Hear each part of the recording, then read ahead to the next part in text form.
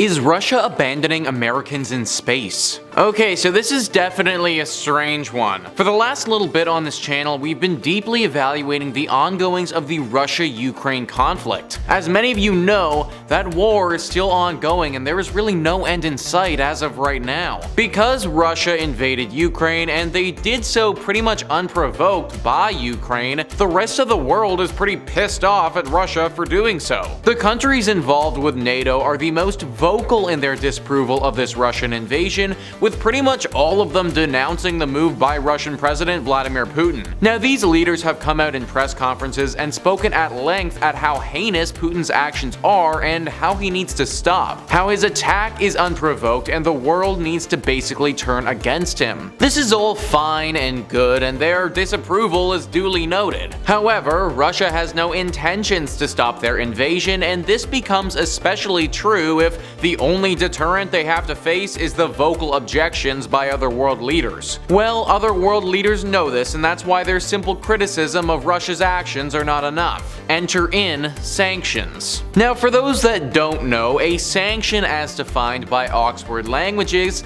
is a threatened penalty for disobeying a law or rule. Russia has, in this case, disobeyed the law or rules set out by these other countries, and therefore the penalties have in fact been imposed. These sanctions are wide-ranging and are meant to cripple Russia's economy to a point where it becomes no longer feasible to continue their expansion into Ukraine. Some of the biggest sanctions that are being imposed right now, as reported by the BBC, are oil and gas, where the US is banning all Russian oil and gas imports and the UK will phase out Russian oil by the end of 2022. Financial measures. Western countries have frozen the assets of Russia's central bank to stop it from using its $620 billion reserves, with some Russian banks being removed from the international financial messaging system SWIFT, which is used to transfer money across borders. This will delay payments Russia's being paid for energy exports. The sanctions are also targeting individuals as well, where the UK has sanctioned 7 Russian billionaires, including Chelsea FC owner Roman Abramovich. It has frozen their assets and restricted their ability to travel. It has also imposed sanctions on 386 members of the Russian parliament,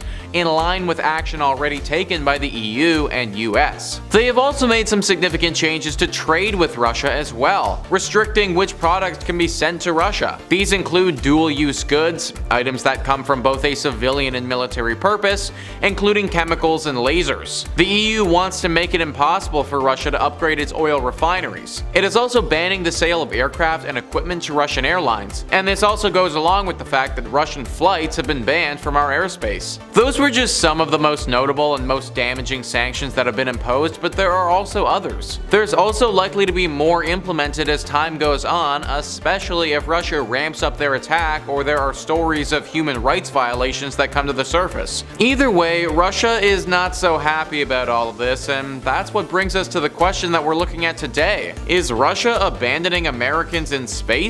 Well, there may be reason to think so based on what some Russians have come out and said. News Nation writes, after nearly 3 decades of close collaboration between Russia and the West on the International Space Station, that partnership could be coming to an end, potentially stranding the last American at the ISS in space. American astronaut Mark Van Hey was set to return to Earth in 3 weeks on a Russian spacecraft, but now that journey is in doubt as tensions escalate between the United States and Russia. The head of Russia's space agency appeared to issue a number of threats after the US imposed sanctions against the country for its invasion of Ukraine. If you block cooperation with us, who will save the International Space Station from an uncontrolled deorbit and fall into the United States or Europe? Dmitry Rogozin, the head of Russian space agency, reportedly said in a number of tweets. There is also the possibility of a 500-ton structure falling on India and China.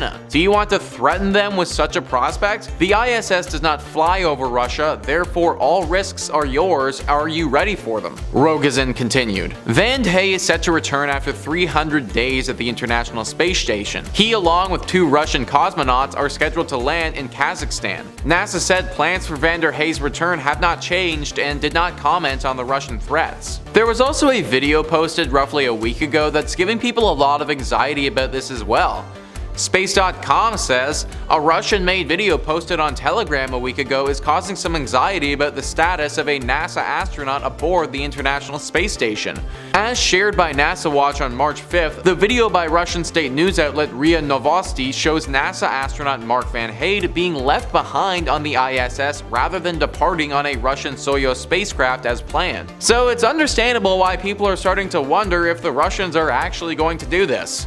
But are they actually going to? Well, I don't think so, and let me explain why. First off, that argument made by the Russians about how America is going to threaten China and India with the space station is completely ridiculous. The Russians can't abandon the space station and then blame the Americans for when it inevitably comes crashing to Earth and harms people. That's like if I was flying an airplane, then jumped out of the airplane while it was in midair, let the airplane crash, and then blamed the airline.